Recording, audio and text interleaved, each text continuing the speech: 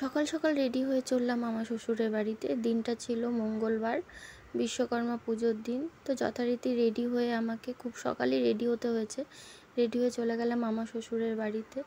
তো গিয়ে শুনি ঘরে যে নারায়ণ পুজো হওয়ার কথা ছিল, তো সেটা হয়ে গেছে। মানে আমি একটু লেট করে ফেলেছি, আর একটু আগে আসলে হয়তো আমি পুজোটা অ্যাটেন্ড করতে পারতাম বা পুজোটা দিতে পারতাম।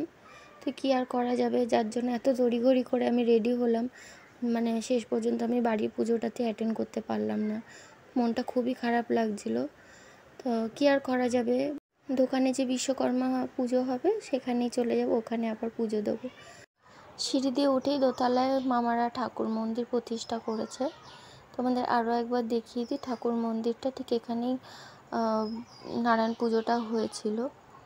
আর এদিকে দেখো, এই একজন এত লোকজন দেখে খালি উকিঝুঁকি মারছে। ওর ধান্দা হচ্ছে ও কতক্ষণে নিচে নামবে।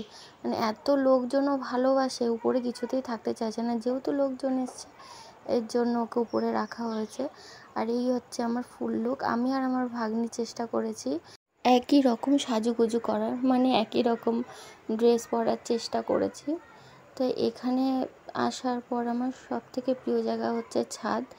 তা এই দেখো, এই একজন প্রচণ্ড পাকা বুড়ি, মানে কথার ফুলঝুরি এক কথায় যাকে বলে।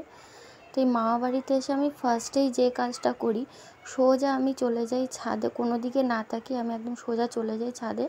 মামা বাড়িতে ছাদটা হচ্ছে আমার সব থেকে প্রিয় জায়গা। তার কারণ হচ্ছে উপরে অনেক ধরনের গাছ রয়েছে, ফুল গাছ থেকে ফল গাছ থেকে অনেক ধরনের গাছ রয়েছে। তো গিয়ে দেখি ছাদটা একেবারেই ফাঁকা, দু একটা বড় বড় গাছ হয়তো মামা রেখে দিয়েছে। আর যেহেতু এখানে খাওয়ার জায়গা করা হয়েছে, এর জন্য গাছগুলোকে সরিয়ে দেওয়া হয়েছে। আর এদিকে দেখো ড্রাগন গাছে ড্রাগন ফল ধরেছে, দেখে বেশ ভালোই লাগলো। মানে যত্ন করার পর যখন ফল ধরে না, বেশ ভালোই লাগে দেখতে।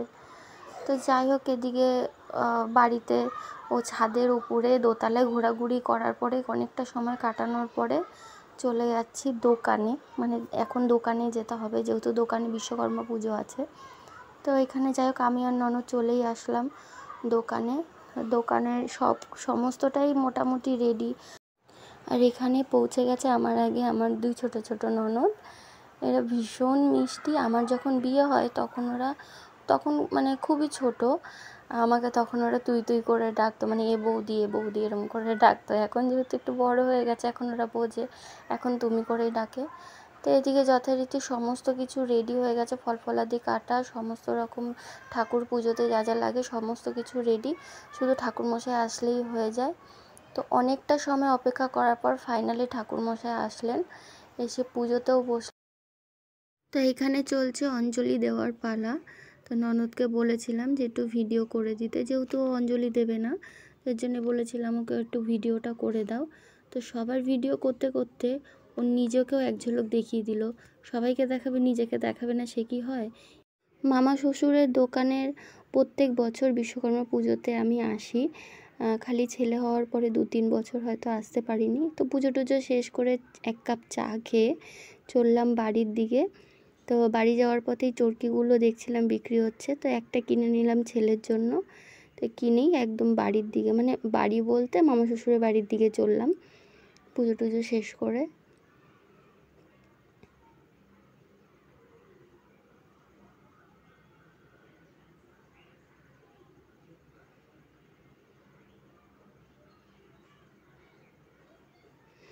বাড়ি এসে দেখছি এই আরেকজন, এনার পিছনে লেগেছে আমার ভাগ্নি। এমনভাবে লেগেছে, বেচারা ওর কাছে আর থাকতেই চাইছে না, খালি ভাবছে দরজাটা কখন খুলবে আর সে টুক করে পালাবে, ওই ধান্দাতেই রয়েছে।